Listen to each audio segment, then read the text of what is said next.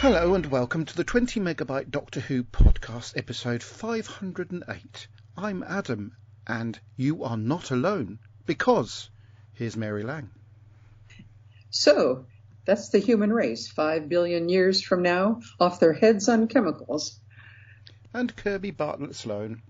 I love that coat. Janis Joplin gave me that coat.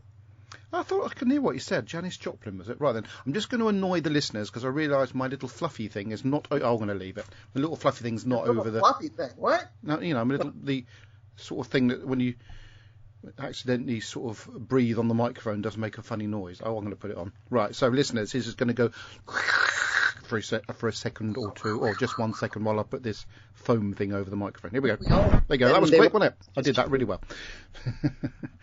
Right, this week we're going to be looking at a story called Gridlock, which it's almost like a nightmare, because it's one of my least favourite things about driving and queuing for supermarkets during COVID is gridlock. And queuing for petrol, of course, which I never did, because I got my petrol when there wasn't a queue. Master, is there gridlock on the Isle of Wight? There aren't enough cars.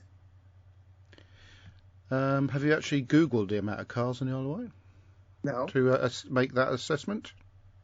No. That's a bit silly then. That's very unlike you, too. Right then, so Gridlock. Let's get Gridlock up and running. It only takes you 5 minutes to get from one side of the island to the other.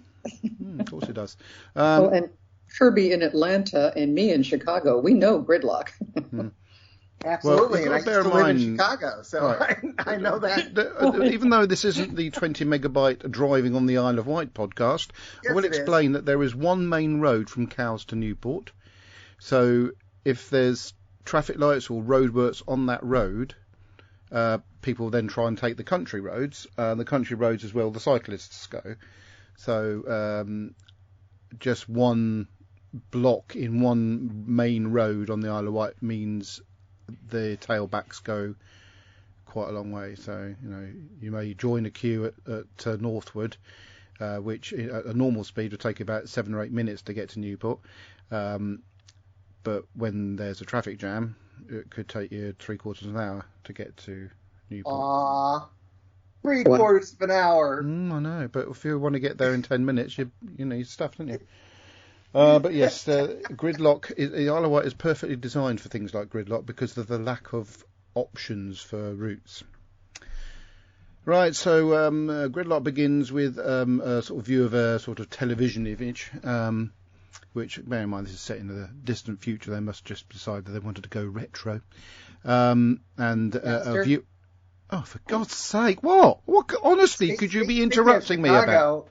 Speaking of Chicago, the driver and passenger in that particular car that we see at the very beginning happened to be in a painting which is in the Art Institute of Chicago. Thank you for that.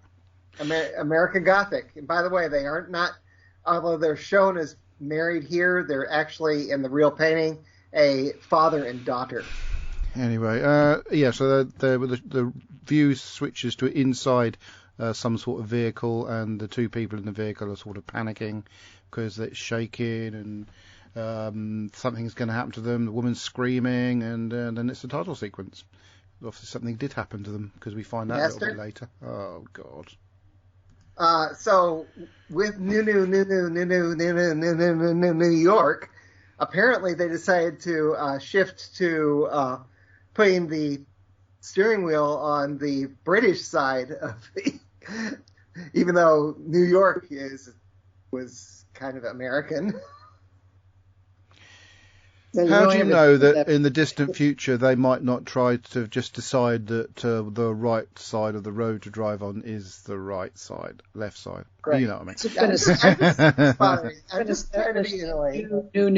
New York is actually located on the old New York. Is it? Is it? Oh. I mean, New York could be anywhere. It doesn't have to be. Yes, it is anywhere. It's many light years away. Yeah, it's on a different planet. But what they should have done is perhaps had the steering wheels in the middle. That would save arguments. Exactly. I'm just trying to be annoying. Yeah. Well, congratulations, mission accomplished. Right then. So the Doctor, meanwhile, is still being a bit silly and show-offy in the TARDIS console room, where he says, only one trip in the TARDIS. But maybe we should go one into the future. Yes. 50,000 light years from the old world. Whatever. And there's a few little overreactions as he controls the TARDIS into a rainy back street, which doesn't particularly impress Martha. And he removes the arrow that was fired into it last time. Okay. And then we have a shot of a pussycat lady having a chat with the face of Bo. Obviously they've got a mission, blah, blah, blah, but the mission does include the Doctor. Doctor and Martha head into these sort of back streets, and when somebody realises there's people there, they all open their little shutters and start selling them little patches that will sort out their hormonal issues. Oh, no, sorry, that's a different type of patch, isn't it? Sorry, these patches... selling moods. Yeah, mood patches. Moods. I quite like that idea. I don't understand why the Doctor's so angry at them. Because they're drugs. It's drugs. It's just moods. It's drugs.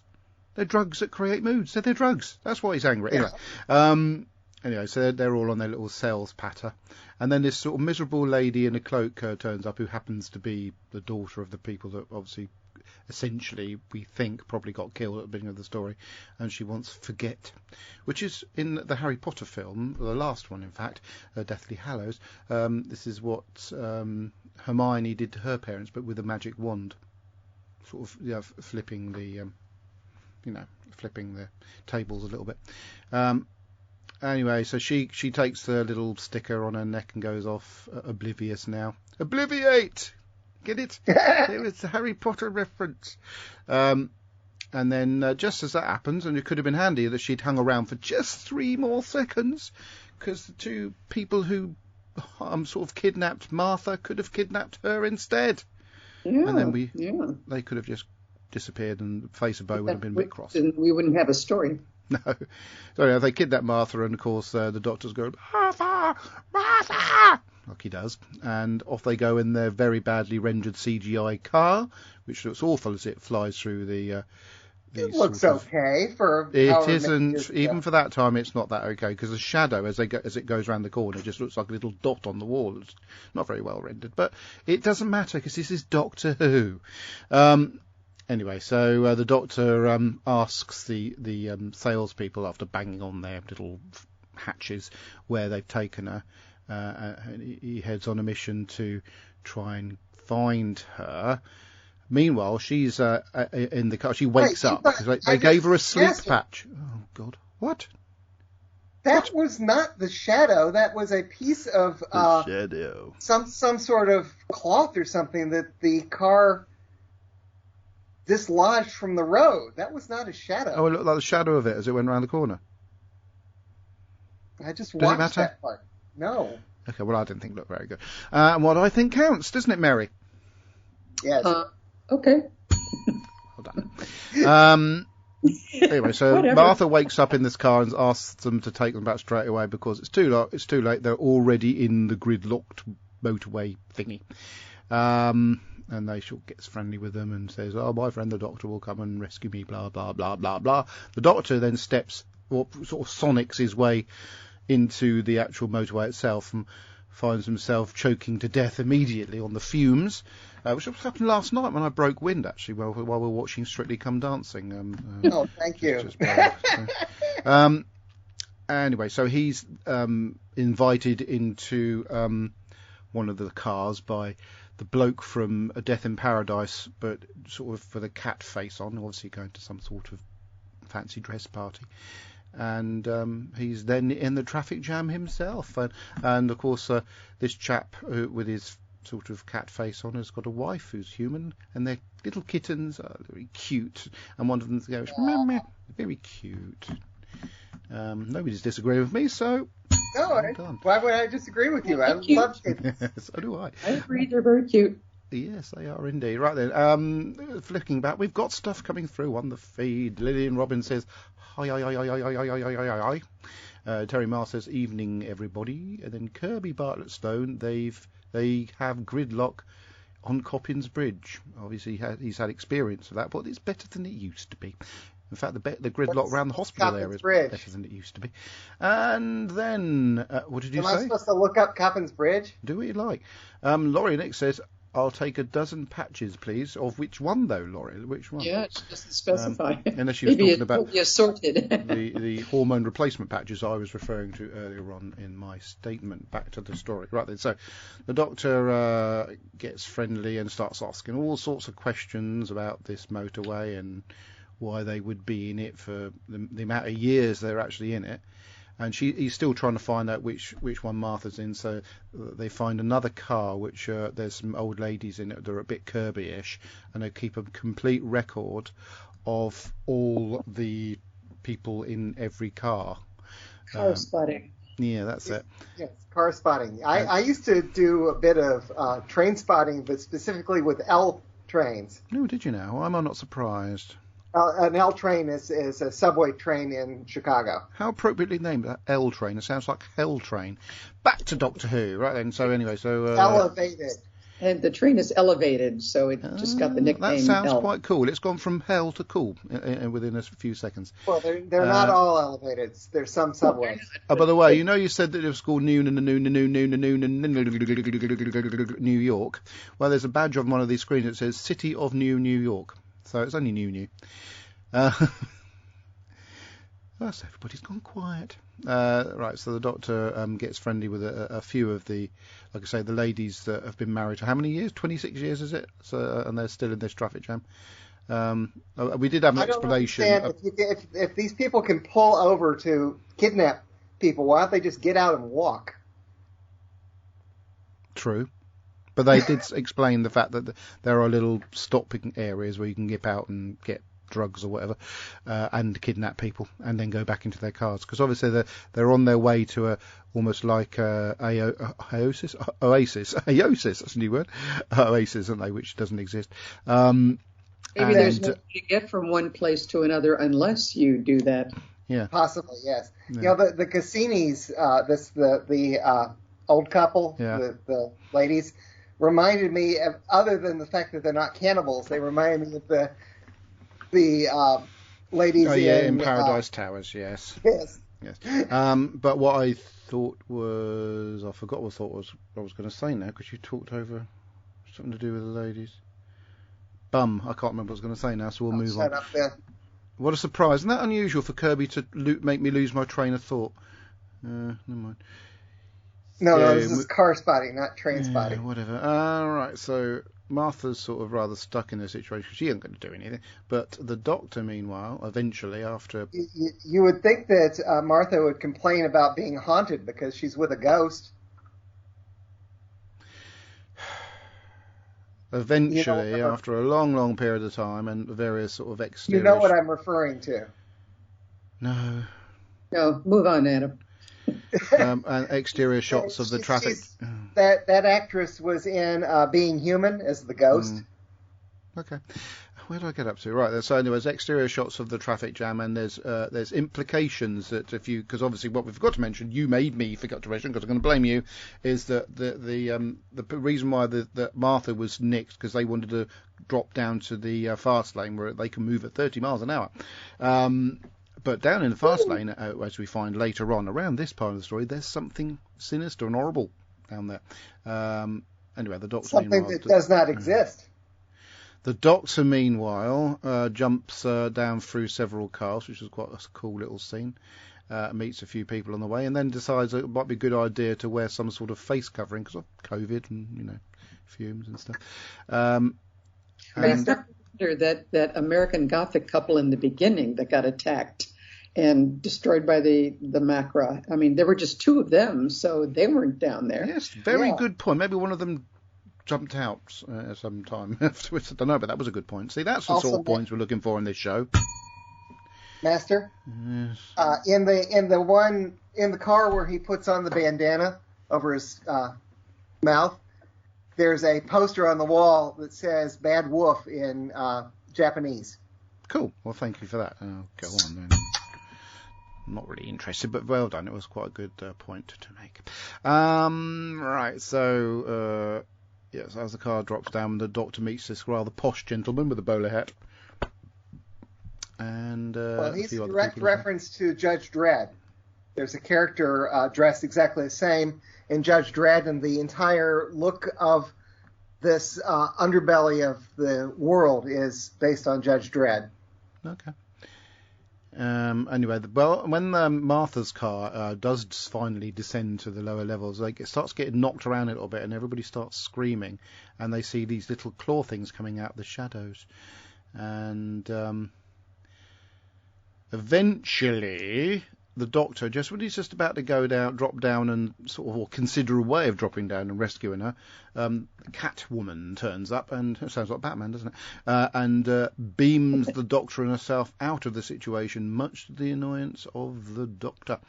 Well, it's not just any Catwoman. It's I know Novus who it is. Haynes. I just couldn't remember a name. Novus Haynes. I mean Haim. Yeah, okay. Robert Haynes, did you say? Yes. Anyway, so he's really annoyed with her initially until he saw the face of Bo goes, "Hello, my old friend." Of course, he's not really known him that much, so the fact he calls him his old friend makes you think that maybe it is Captain Jack. Well, anyway, it implies, times that they've met before. yes, but they hadn't, though, they? Unless he's there to meet in the future. You don't know. It's a wibbly wobbly, timey wimey, but they'd never met him again scenario. So Martha is sort of starting to resign herself to a potential death, and then She's getting better. the Doctor appears on the screen, and essentially, after sort of pulling a few sort of retro levers, the face of Bo gives him his last, and the sort of ceiling opens. Good for you. The ceiling opens, and the sunlight pours in, and the Doctor says, "Everybody drive upwards," and they all batter into each other as they do drive upwards. Yeah, exactly. The macro claws are sort of snapping away at their tails. Underground, you've got to wonder why they adjusted awfully quickly to being able to look right up into that sunshine. I know, but they did. And up they went as daylight, and nearly everybody's saved. And of course, because of that, the face of Bo is really struggling. Martha shows up in this sort of, what is it? It's a temple sort of area. Oh, no, it was the Citadel. What was it called again? Senate. The Senate. Yeah. It's also the Temple of Peace in Cardiff that they always do lots of stuff in. But this was the Senate, and you've got to wonder, how long has she lived there with all those dead bodies rotting? You would have thought. I did think that. I thought, why didn't they bury them or something? That's revolting. Very good point. 23 years. I'm going to give you a ding for that one, Mary, because that's exactly what I thought when I was watching it. They should have cleaned up a little bit. She should have cleaned up a bit. That's yeah, true. Absolutely. True. She's a nurse. But she's been there 23 years since it happened. No, she had plenty of time to clean up. Or the face of Bo could have gone, "I'll clean this up for you." Bodies would have been rotting. Oh, I would have gotten rid of them. Or maybe the face of Bo is breathing the smell away. Maybe Anyway, yes. so Martha rocks up, and of course, "Come and meet my friend," says the Doctor. And of course, the face of Bo is no longer pickled. He's just coming to the end of his life, and just before the end, he tells the Doctor, "You are not alone." Oh, well, you're not. Okay, well, I am, but... And then, of course, the end of the story is him, the Doctor sort of confiding a little bit in the story we've all heard before about the death of the Time Lords and him being the last one, and how lovely Gallifrey was, blah, blah, blah. I do like the fact that they were a bit consistent in the Doctor's description of Gallifrey in current renditions of it. With the orange sky and all this, that, and the other. And that was the end of the episode. There was also a mention of Sir Dalek when he obviously said about there was the time wars between my species and a species called the Daleks. Of course, then it was a forerunner to the forthcoming story. So I'm so pleased we managed to get that through that quite quickly. Let's see what everybody else That thinks. is one of the quickest we've Well, ever there isn't done. much to talk about because they were stuck in a traffic jam for most of the episode. So I'm surprised to a certain Master, but before you give your opinion, I did want to point out that I also put this in the comments on the thing that the doctor says at the end where he's describing Gallifrey is almost exactly how Susan was describing Gallifrey in The Censorites. Yeah. Grandfather and I go don't on come then. from Earth. Oh, it's ages since we've seen our planet. It's quite like Earth, but at night the sky is a burnt orange and the leaves on the trees are bright silver. Okay, you've had one, not getting another one. Right then, so Terry Miles says... Thank you, sir. May I have another? No. Terry Miles says, make sure none of the patches are bliss. And then they said the whole undercut was locked down so they couldn't get out.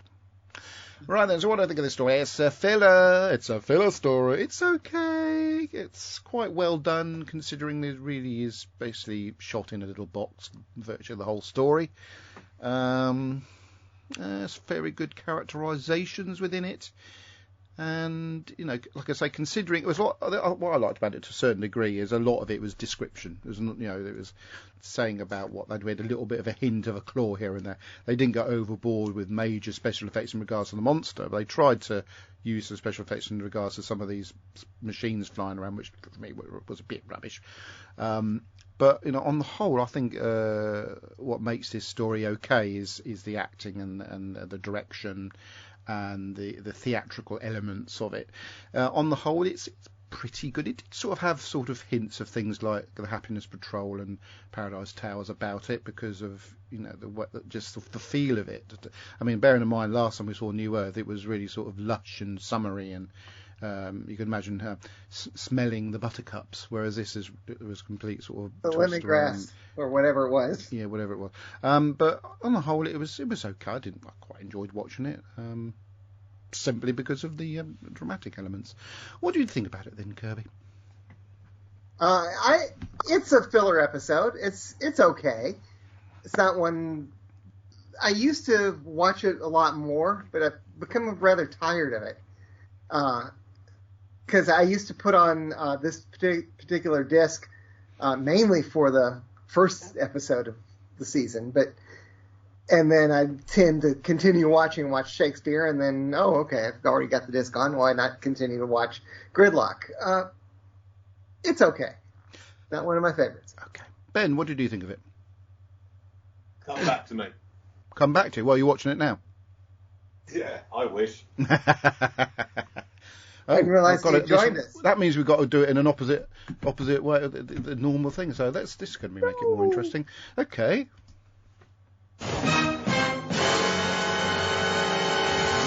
What did you think of it, Mary? Well, I'm going to disappoint the naysayers a little bit today because Gridlock is one of my favorites. Way! I mean, it's a story that just barrels along, and it's outrageous. It's fantastic. It makes no sense whatsoever. But this is Doctor Who at its best when it is just, like I said, barreling along. We're not stopping for long stretches of exposition. The only time that this story really slows down is when the face of Bo is dying, and I guess we have to give respect to that. But then when the doctor tells Martha about Gallifrey and how he's the last and how he kind of has lied to her, and he even makes the admission, when he's looking for her, that he was with her, he was always just showing off. And I think that's a good admission on the part of the doctor. He comes across way more genuine in this one, which is where I started to turn again and start to like him again. And Martha has come to terms with her relationship with the doctor when she tells whoever asks her, I thought he liked me, but, we're just friends and that kind of thing. So you can tell that she's not looking for him to love her back or anything as she has. And she gives a wonderful little speech about how she believes in him. And I think that is a good setup for the last story of this season, because she really has a deep and abiding faith in the Doctor. And this kind of sets it up. Something that I wanted to bring up is all the speculation about the face of Bo. Yeah. So many people have come to the conclusion that this is Jack Harkness that has become the face of Bo, but I totally disagree. Right. Because he even, the Doctor says that, that Bo is the last of his kind and he's lived for billions of years. And the establishment of Jack Harkness's ability to come back from the dead is established in that regrettable series called Miracle Day. It shows how he got it. It was a terrible series of episodes, but it does establish how he became eternal. Not that he is a part of a group of beings, that face of Bo would be the last of that kind. So I'm in total opposition to that. But I rather like this one. I liked the adventure. I liked, the way Tennant plays the Doctor very well in this one. And I think Martha or Freema comes across very well as Martha. Yep. So, yep. I like this one. Well, you should mention about the Miracle Day thing and the face of Bo a la Jack Harkness. I think sometimes things can be just forgotten in Doctor Who history, like the Doctor's half human and things like that. I know that's tried to be explained away with the chameleon arch, but just forget some things just are silly. And right then, Mo, I'm going to give Ben a few more seconds by playing. I'm ready now. Oh, we're going to play a special piece of music for you. Oh, go on.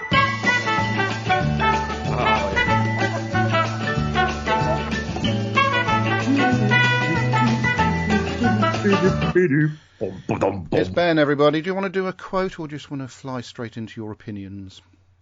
Right, well, I would do a quote, but I'll tell you what, here's my quote from the episode. Yes. Calm down now, Ted. That's, unfortunately, going to mean nothing to a lot of people. Including I know me. what you're referring to. Well, you see, Mary, he was, he played Father Dougal Maguire. I thought Ardal O'Hanlon. Yeah. Father Dougal Maguire in the fantastic Father Ted. And that was one of his lines. He said quite, calm down now, Ted. And I just spent the entire episode as a massive Father Ted fan waiting for him to become Dougal, but all he was a cat. I can remember so little about this episode, apart because, as usual, I didn't rewatch it because I do my research, obviously. The only thing I can remember about it really is the face of Bo thing, who is definitely Jack Harkness. Fight. Well, I mean, the thing is, Dun, dun, dun, there are many not worth theories. No, we won't go down that route. And I really can't remember too much about it. As you said, it was a filler, but of course it's a filler episode. It's episode 3. Every episode 3 is a filler episode. So, but I think I will give it the eternal. It was all right. Yeah. Yes. The Ben mark of approval or semi. Yes, to a certain degree. Which so many Doctor So Who all the best strive for. all the best Moffat episodes are right. So there you go. Right then, Kirby, you can move on to your special section. Otherwise known as Robert feedback. Prince Jr. says lots of running for the Doctor and redressing of the transports. Then he has a picture of the face of Bo saying, was this a cause of Rose and Bad Wolf? And I point out the Bad Wolf in kanji in one of the cars. Now, Robert Prince Jr. says, my review of Gridlock, last of the trio of stories which include the end of the world and New Earth. Set 5 billion years in the future on the planet of New Earth, a virus mutated in a drug called Bliss and wiped out the surface people. Also, the virus perished as well. Only the people trapped in the motorway lived. RTD brings back the macro in this story. The face of Bo saved the people by running the power until the Doctor could help to unlock the motorway. Before Bo died, he left him the message, you are not alone. In the end, the Doctor confesses to Martha about the Time War in his home. Like the music, to add sadness to the story. Average story, but okay. My rating 3 out of 5. Neil James, Gridlock. There's a fantastic moment early on in this episode when Martha is kidnapped. The acting and direction in that scene are brilliant. Sadly, the story never really hits that height again for me. There are some charming supporting characters, and all of the guest cast are strong. I especially like Leonora Critchlow as Cheen. The macro fun and the Face of Bow scenes feature lovely music. Nothing bad to say about Gridlock. Good, but not a favorite. 3 stars out of 5. I point out the business of the similar lines from Susan. Ian wants someone to read his thing because his microphone is broken. Shall I? Or shall you? The funny thing is, what I was going to do before you decided to say that was this.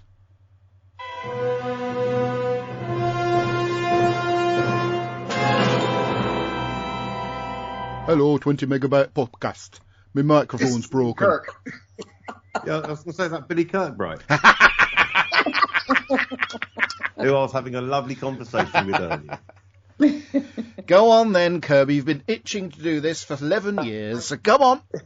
Well, the thing is that why don't you just dig out what he said 9 years ago? Because I probably haven't got that 9 years. Because that was he said something different. Anyway, my microphone is broken. Perhaps someone can read for me this week. His microphone was broken last time we did this as well. That's an amazing. No, it wasn't. Gridlock by Russell Davies.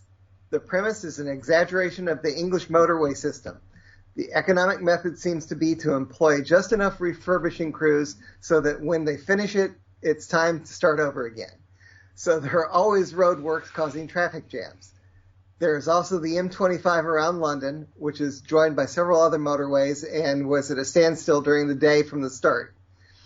There's same-sex marriage, interspecies marriage. It is an RTD story. Yep. The Doctor and the Face of Bow open the roof of the motorway and let the survivors back into the empty city. Of course, it just happens to be daytime. This is Martha's second story, and she says she hardly knows who the Doctor is, just as Rose said in her second story on the space station. The cat masks are very good. There's an actress on the real space station at the moment, but she will be working in Russian. Brandon... Okay, hang on. Before you move on to Brandon, on the live feed, this is via the 20 megabyte Doctor Who podcast Facebook group, which you can join. You can watch me live or when you do a show, and you can contribute live as we record it. And Lady Robin has just done that with They Stopped for Long Stretches of Traffic Jam, and then Mary referred to this story being non-stop. Aha! That was a good one. Nice one, Lillian. Go on. You do realise that all those jams are actually either caused by A, someone queuing for a petrol station, yes. or B, Insulate Britain gluing themselves to motorways. Yes. Now, wasn't there? I don't remember the name of that story, so never mind. Good. Get on with it. So, something to deal. Okay, never mind. Brandon Moore says, no time for a full review today, but this is an underrated gem. Love the commentary on faith. Love the macra. There are no macra. And I hope is hot. 8 out of 10. Is that it? Yeah. Oh, was it? Oh, sorry. Well, someone. Do you want me to read Roberts or? Yes, of course. Okay, let me find it. I've already got it in front of me. Yeah. Do you want to read it, Mary? Who should read it? Alexa, hang on. Before we say anything, what do you want, heads or tails, Mary? Tails. Alexa, flip a coin. You got heads. Kirby, you can read it. Robert says, my feedback for Gridlock. Yeah, not too enamored by this episode too. And out of nowhere, Macra. Just because it was a pretty faceless enemy. So why not Macra? Indeed. Kind of cool that they're Macra, and Macra that do so much more than their original counterparts could do on TV. Just remember, there's no such thing as Macra. Thank you for that. Right. That's it. If anybody wants to fix themselves a cup of tea, they can do so right now while we listen to this. Good afternoon, 20 megabytes handed in here. It is 1:15 Sunday afternoon. I've done my ironing, which of course means I've been able to watch Doctor Who. I watched Gridlock, which is interesting. It's at the end of it, you do realise that it's what you thought at the start about people on the motorway is really nothing to do with it at all. It's quite an interesting story from that point of view, is that it does take you away from what you think the original premise is. It takes you away. That's another Doctor Who story. Very relevant at the moment with the problems you have with fuel, although they do seem to be easing off. And also, as we later find out, there's a disease. And of course, that's very, very relevant now. What you seem to be thinking about is people trying to make a better life themselves, well, I guess they all do, going to the motorway, and you start to find out what the motorway is, but realising, in fact, it's really a road to nowhere, a bit like the M25, really, just going round and round and round and round. It's been going on for 23 years, as those two married women would have told us, and people still go there. What they don't say is, where are they coming from? Because if the city is dying, where are they going from? They've got those people in the street selling the move stuff, which the doctor takes great exception to. We never actually seen him close that down. How does that actually happen? I wonder, or do people realise that there's a better life for them somewhere? However, it's interestingly set up. You've got an interesting mix of people there as well. I guess this was probably a colony planet, so that's why you've got the cat, you've got the strange bloke on his own, who's like a bluey, silvery one. You've got a pair of nudists as well, who, they came and went very quickly, didn't they? And you got the businessman. He was very, very smart, very dapper, isn't he? I wonder how he keeps his clothes so clean. But they're all they're all striving for better life, and you find it's a macro, and it's interesting. The doctor says the macro has devolved because they built an empire, and look at them now, they're just basically mindless beasts.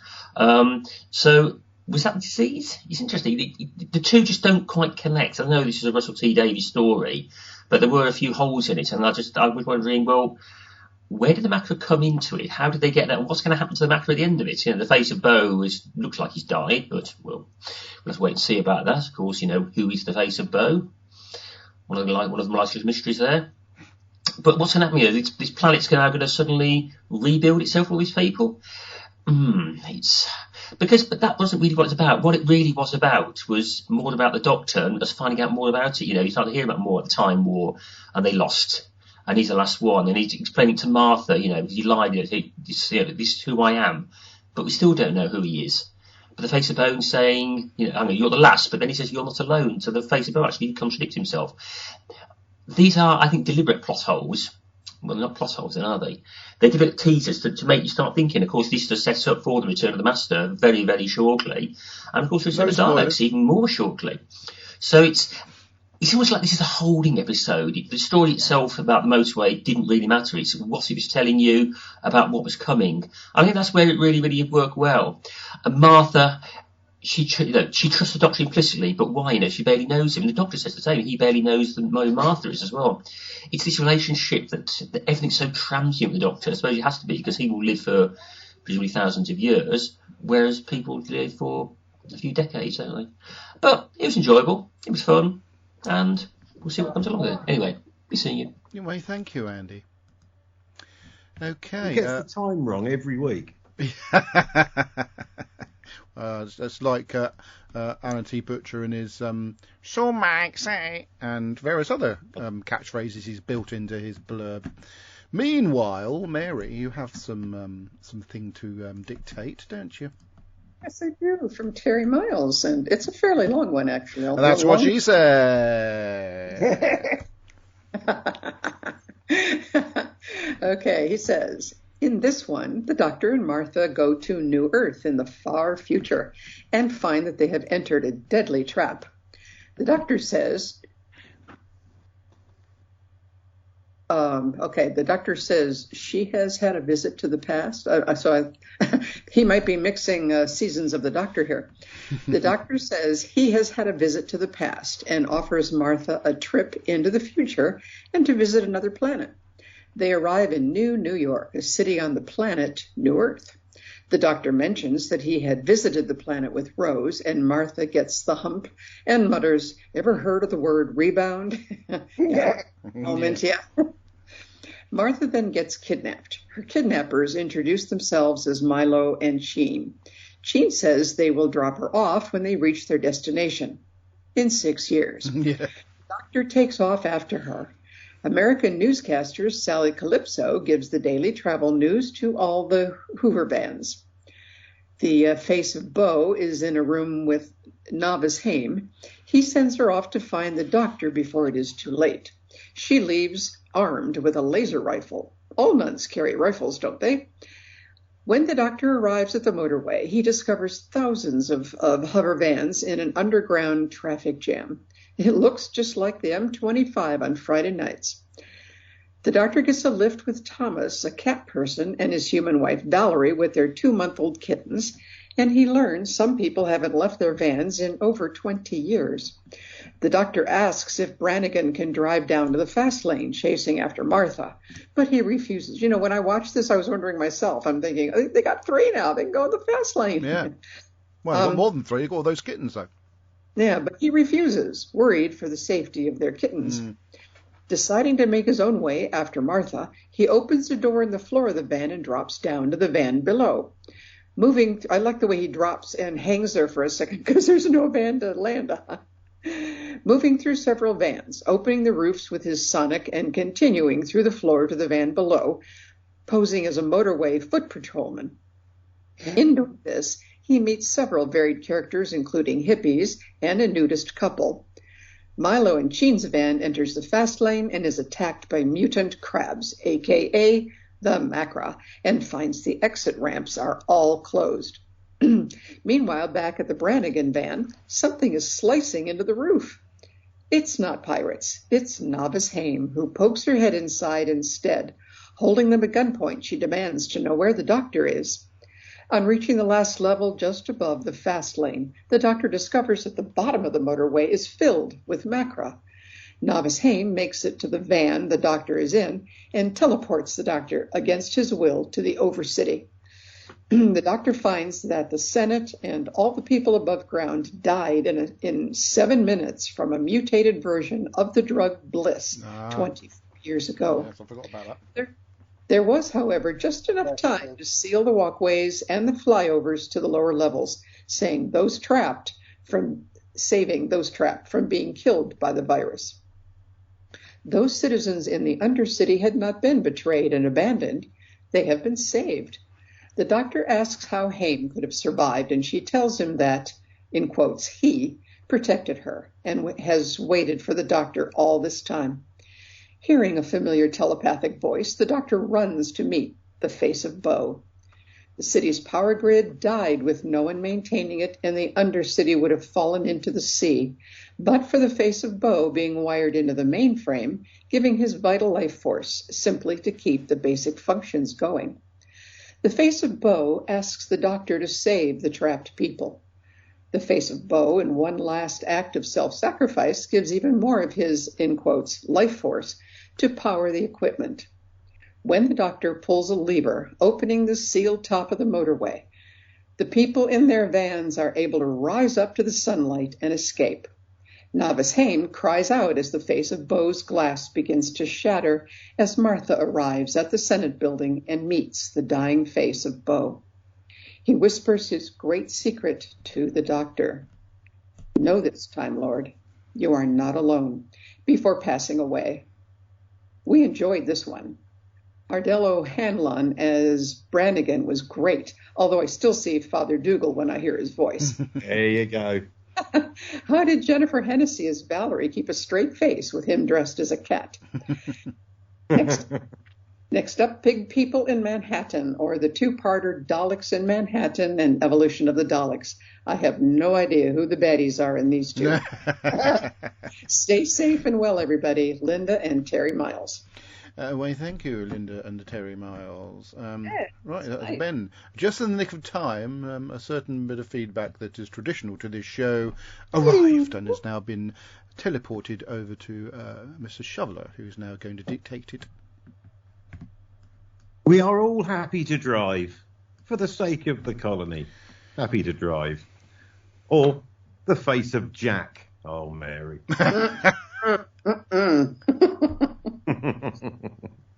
Dear 20 mega... Gone.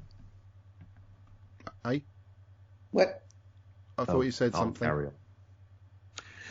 Dear 20 megabyters, Gridlock is, of course, a closely studied exploration of the domination of the proletariat being leached upon by and underlying exploitive class, as with the previous Macra story.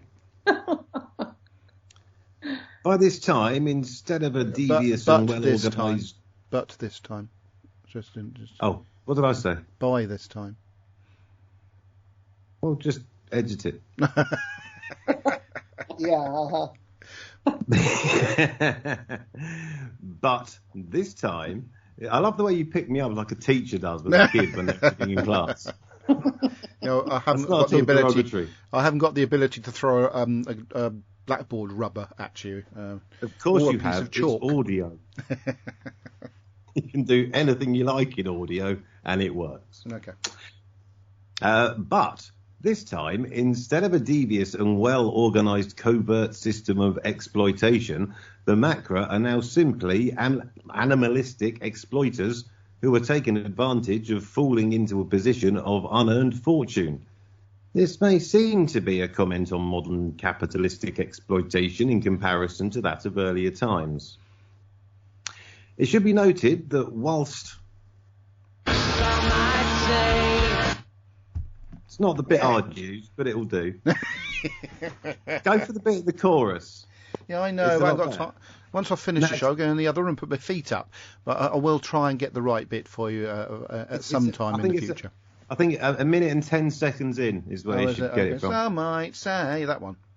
Yeah. Okay, I'll try that. Sounds a lot better. Okay. It should be noted that the permanent traffic jam... I wasn't going to wait for it again. The permanent traffic jam in this story is unrealistic. In fact, we recently went a long way down that road just because of a slight concern about fuel distribution. Well, people couldn't sit across the motorway in this issue without dying of... Maybe they just think of that, maybe. That's a thought, isn't it? Dying of asphyxiation from the fumes. Carry on, Ben. Sorry. Yeah, that was worth the interruption. Thank you. We also learned that, unlike in 1967, 40 years on, the BBC were unable to portray intelligent Macra and therefore had to settle with showing them in an animalistic, less evolved way. All in all, I'll try that again. All in all, Gridlock is a limited plot which purposely leaves some scope for developing background and set up to help solidify Martha's character and align our perspective towards the upcoming revelations. The Return of the Macra somehow... That sounds like a song. The Return of the Macra. The Return of the... Or something that if they'd have called Macra Jedi. Anyway, the Return of the Macra somehow seemed quite exciting at the time, given the relatively limited crossover that had been allowed outside of the big two enemies. However, their return is underwhelming, and the connection that leads them to be involved is fairly tenuous and not really consistent. All that said, there is enough activity and interesting exposition here to make it entertaining enough, and the high quality of the performances lift it enough to make this a successful episode. You're not going to pick me up on reading those two words the wrong way round? No. Okay. I could have got away with it then. Yeah. I do paraphrase. It's a lot easier. It made more sense the way you said it anyway. No, I don't. I read it word for word. This story is perhaps half an episode too long, as it doesn't really amount to more than half a plot. Yeah. So that's why I have to paraphrase sometimes. Really. Next up, Doctor Who and the Daleks, Robo Pigs, or is this the return of Morton Dill? Ooh, says everybody. We should all do it together. It would sound a lot more effective. Again, put it together in the edit. Those are my thoughts. Councillor and Lord of Labour. And I don't mean the pregnancy type. Alan T. Butcher. Thank you, Alan. Prime Minister. Yes, really. Yeah. Yeah, absolutely. Yeah, that's where he's heading. He's been inspired by what's her name? Theresa May. No. Angela Merkel. No, the Doctor Who Prime Minister. Can't remember her name. Yeah, whatever her name is. Yes. Lillian Robbins. Let's not move on until we've remembered it, because she says it's 500 Kirby will come up times. within a minute. Lillian Robbins says, No. put the kettle on then. Stand still until we can figure this out. No, we're not going anywhere. didn't hear the last Harriet thing you Jones, said. Prime Minister. There we go. Lillian Robbins says, put on the kettle then. And Robert Vance Jr. says, hi, Al. Hi. Hi. Right, so we now can move on to Doctor Harriet Who Jones. News. I said Harriet Jones. I didn't hear you. You didn't say it loud enough. It loud enough. Right, where do we get up to? Right then, so, yes. You trying those jokes again? Have you been reading the book? Yeah, no, I wrote the book. You bloody didn't. So a few stuff coming through Not the from one that's sold. on Doctor Who News is Chronicles 1983. It's a 116-page Wait a second. bookazine. What about the major news? Shut up. Okay. I forgot where I got I think up he to was a now. brigadier, not a major. The new 116-page bookazine from the makers of Doctor Who magazine. The Doctor Who's 20th anniversary was a milestone in an era when few series had achieved such longevity. So obviously about 1983. It's Doctor Who Chronicles 1983. That's quite. If you got the whole lot, that's quite a good idea of Doctor Who magazine to create a year-by-year chronicle of Doctor Who. There'll be a little bit of a gap somewhere along the line, obviously. Dalek for sale. A Dalek believed to have been used in Doctor Who in the 1960s is up for auction this month. Full-size restored Dalek was originally made by Shawcraft, a company used by the BBC for the creation of many props used in Doctor Who during the programme's first 4 years. The prop is expected to sell for £30,000 to £50,000. That means it will go for 112. Yes. Another lot includes Spock's sickbay costume from Star Trek The Motion Picture and Terminator's hero costume from Terminator Genesis. Cool. If you want to go and have a look at that stuff, go to doctorwhonews.net. There are a couple of links on that page. Put your bid, Adam. I beg your pardon? Put your bid in. Yeah, of course I will, yes. I would do, of course, if I won the lottery, and then I'll get told off for putting the bid in by a certain person, so maybe I won't. Doctor Who, The Collection, Series 17. Series 17, or Season 17, depending on which way you want to look at it, but I say season on the blurb here. The penultimate season, starring Tom Baker as the Doctor, will be... Those are seasons. Will be the next to be released as part of the Doctor Who Collection series. Here we go. I presume that's on Blu-ray. And the bit of news that Kirby was so eager to impart was, of course, everybody knows by now that Doctor Who returns on the 31st of October with a series called Flux. So it's basically a 6-part story. Can I just pull you up on something there, Adam? No, because I know what you're going to say. Everybody knew. I hadn't. You No didn't idea, know. mate. Sunday, the Not a 31st of clue. October, Flux Episode 1 begins. And don't forget that your time changes that same day. Yeah, all right. So what? Well, we got a decimal time. Get an extra When time, are they an extra showing it hour's on sleep. Sunday? Marvellous. Why are they showing it on a Sunday, not on Saturday? I think they which did they've show the been? last series on a Sunday, Mary. Pardon me? I think they showed the last series on a Sunday or Yeah, something. they did. That's Did why they? that's why we had to delay the show by an hour so we could actually watch it. And like I've said, anybody who didn't listen to the show before, we're not going to be doing a full review of these episodes. We're just going to be saying what we thought of it and have a quick sort of skirt over it while we go back to the journey as normal. And then, because we're so close to these episodes now, got about a year to go, and we're reviewing them anyway, so we'll concentrate on the review via the journey when we get there. However, I'm not obviously majorly excited about what's coming up. I'm quite excited we've got new Doctor Who to watch, but the fact we've had 2 series of absolute Those tripe. of us in America have not had a chance to see it. He's not letting you say anything yet. No, I'm just saying that. Well, it will have to be the following week, Mary. So We're going to the following week. I'm not going to not watch today. Doctor Who while we're doing the show, because things are likely to pop up on the screen while we're recording. So that's what I'm saying. We'll have to record it after the show's gone out. We don't know what time they're going to put it out. They've had put it out later in recent times, but we'll wait and see what the scheduling is, and then we'll make a decision. Okay. So we may. It's going to affect our recording time, but it's not. We're not going to talk about it. No, it'll be a week's delay discussion. You're likely to have just seen it Yes. but we won't see it until later because of Yes, I've just we're established America. that. Just established that one. And So also, that's yes. And also, let's not forget, this is a podcast that is listened to at any time by anybody, anywhere. Yes. So it doesn't matter. People are still listening to because it won't episodes we matter. recorded 10 years ago for the first time. So yes, don't worry, it's fine. But as things happen, we will talk about, unless you do get to see it or whatever, and you could get to see it if I use my technical wizardry, which I'm not going to do for copyright reasons.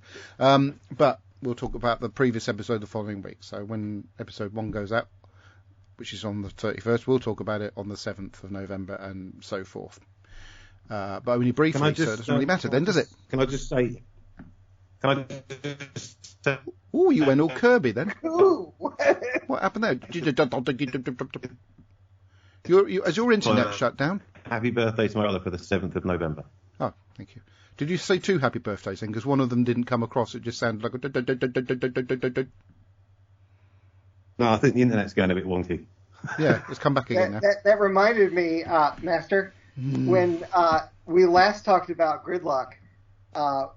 I guess your iPhone was an older one that it would interfere with recording equipment. And you had it on there all through the episode. It was going beep, beep, beep, beep, beep, beep, beep, beep, beep. Oh, I do apologise. I tried my best to get a podcast out. I go to any lengths. Right, then where do we get up to? By the way, I remembered what the whole M25 thing reminded me of. In Good Omens, speaking of David Tennant, Crowley aided in the design of the M25, so it would be in the shape of a demonic symbol causing a circle of low-level evil to be produced around London, making it incredibly frustrating to drive on. I thought that was a brilliant series. Yes. Well, Good Omens. The Good Omens, yeah, that's cracking. Apparently they're bringing a new one, aren't they? Yeah, that's right. Series 2 is on its way. Yay. Right, so that concludes news. There's what's coming through here. We've got Ian Kirk, Harold Saxon.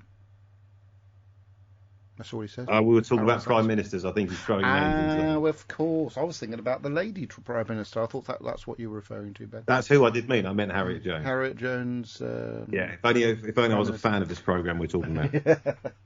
Right then, I'm just going to mention a couple of things I've watched over the last week. One is a film called Cruella, which I watched on Disney Plus with the family. Very good. Bit long. Very good, though. Very good film. I can recommend that one.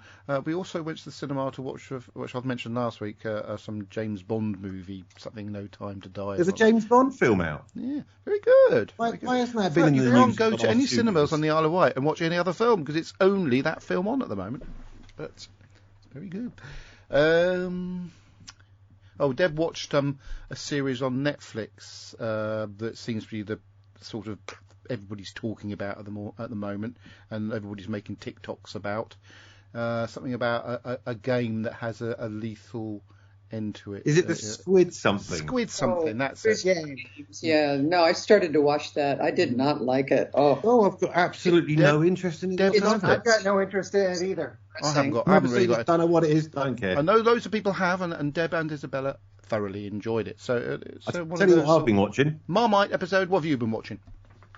I have been watching with the wife series 1, and we're now on episode 5 of series 2 on Netflix of the remake of Lost in Space.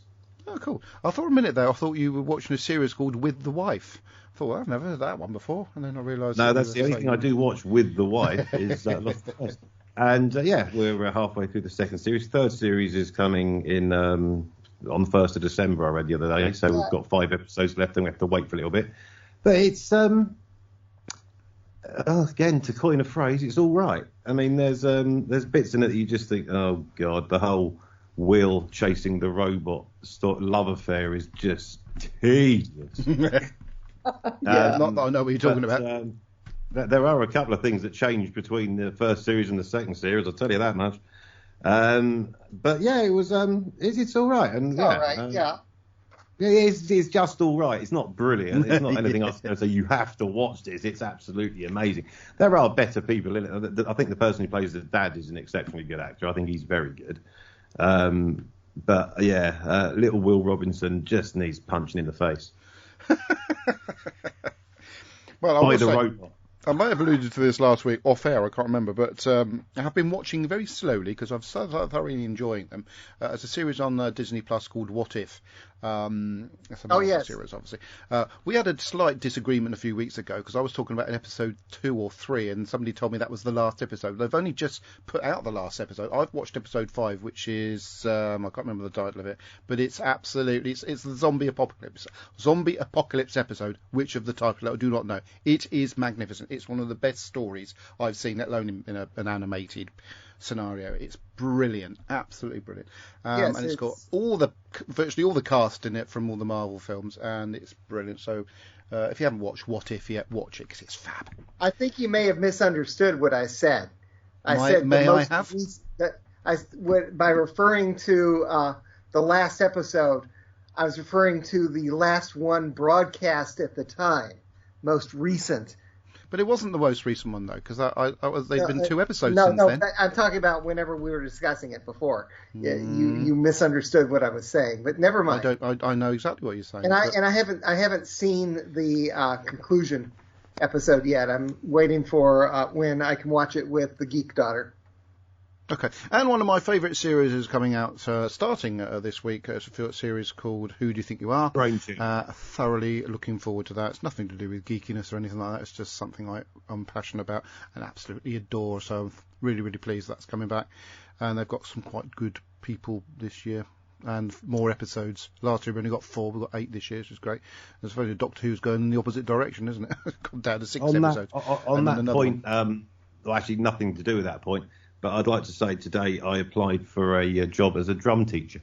Oh, I hope you get it. Yeah, so do I, because that's almost like a dream job for you.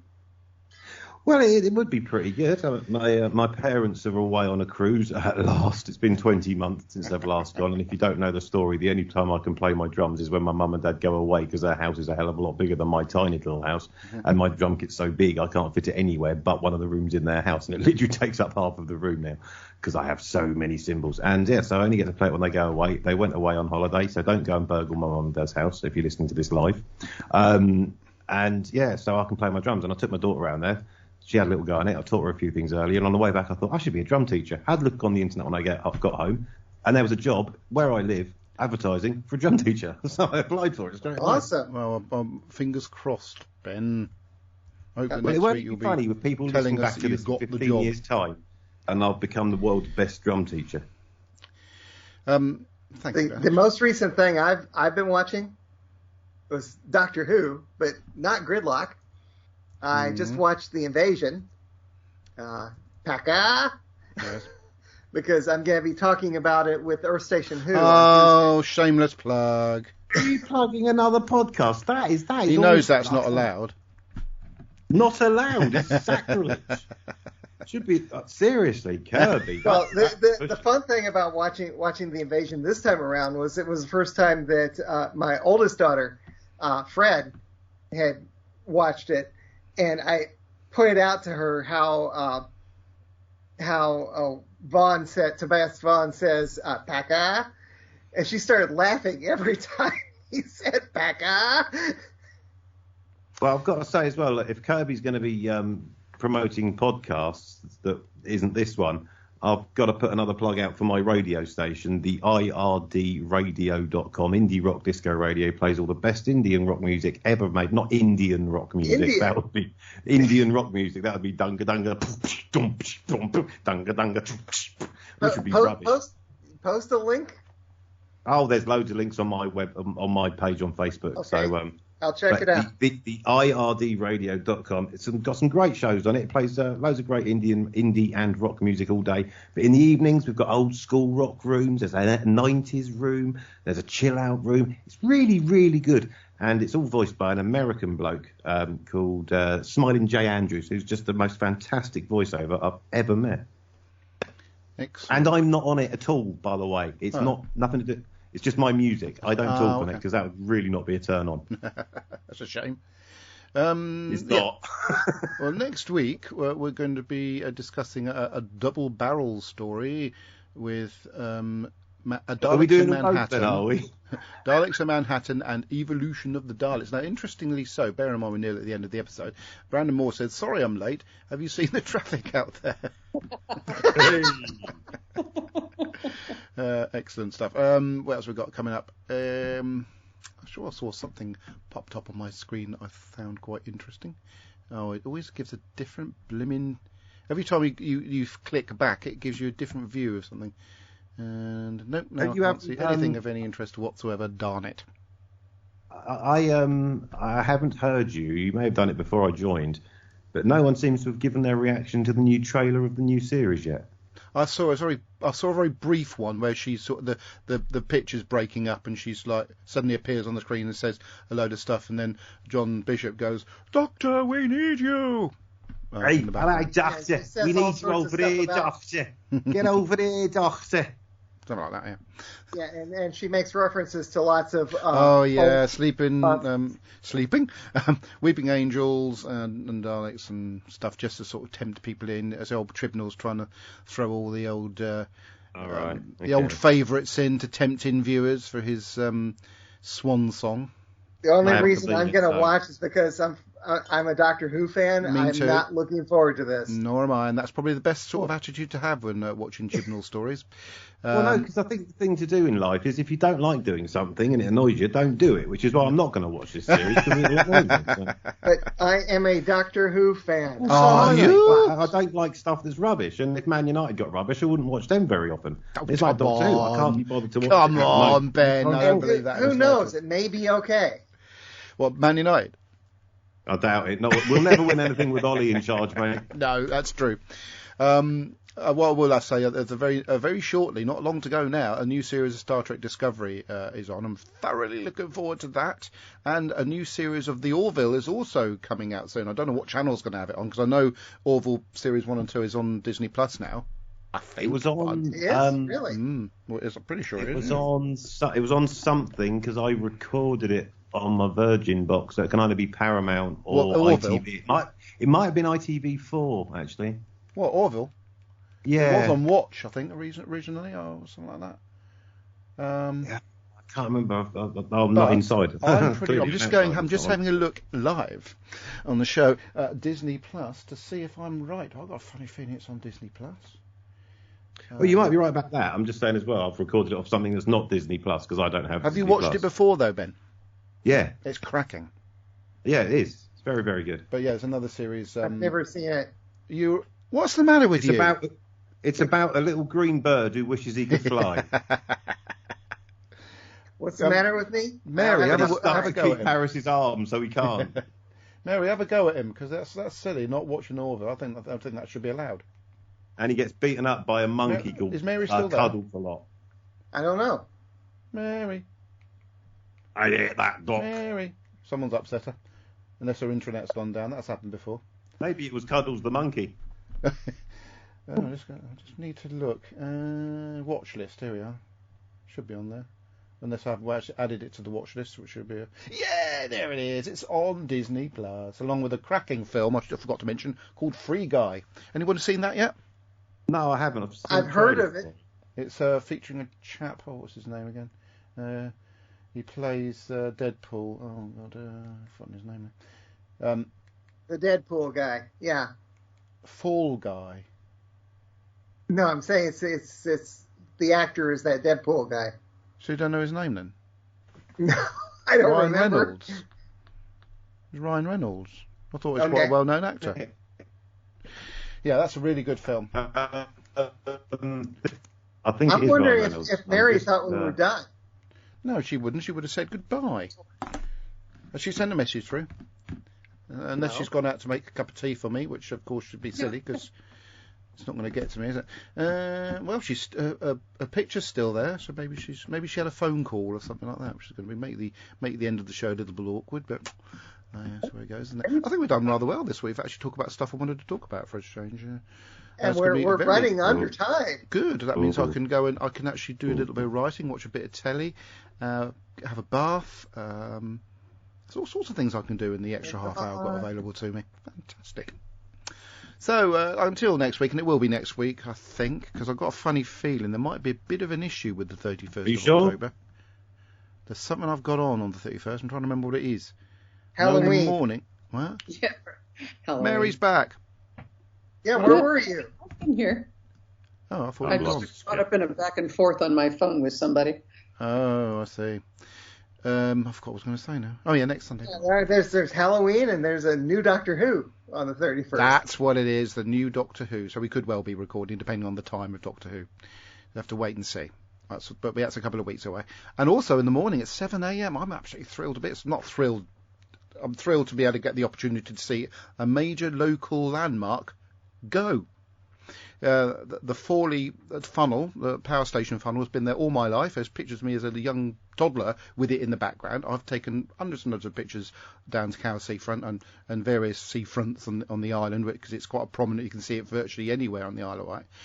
And it's being demolished on at 7 a.m. on the 31st of October. So now, don't forget. I'll be down Cowes seafront. Change. What? There's time change that day, so Deb changes mess up the excuse time. me. Deb changes the clocks 3 days before. It gets very confusing this out. 3 days before the clocks actually do go back. No, actually, it's actually. I don't change any clocks. They just all change themselves. How fancy! I have to change 3 clocks, including the one on the VCR. And the one in my car. Well, I have to change my watch because I have an analog-ish watch. It's digital in the way it runs, but it's analog. In fact, I have to wind the hands round. I have to change the clock, alarm clocks upstairs. My wife doesn't change the clock in her car because she doesn't know how to, and always claims that it's only going to be wrong for 6 months. Well, that's right. a good point. She's absolutely right. Absolutely, yes. Right then, so until next week, thank you for listening, taking part, and watching, listening. What's the other? Contributing, that's the word I was looking for, to the show. Have a good week. Goodbye. Goodbye, fancy pants. Bye-bye. Calm down, will you, Ted?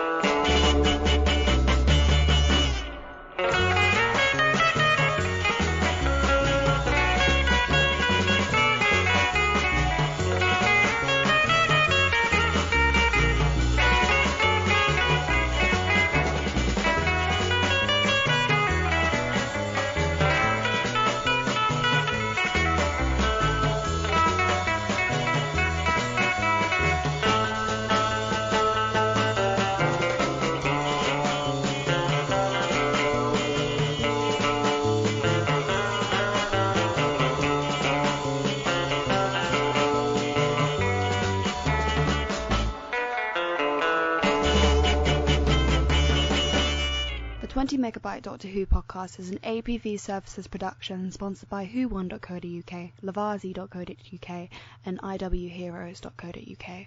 We are a proud member of the Doctor Who Podcast Alliance. Doctor Who is a trademark of the BBC. No copyright infringement intended.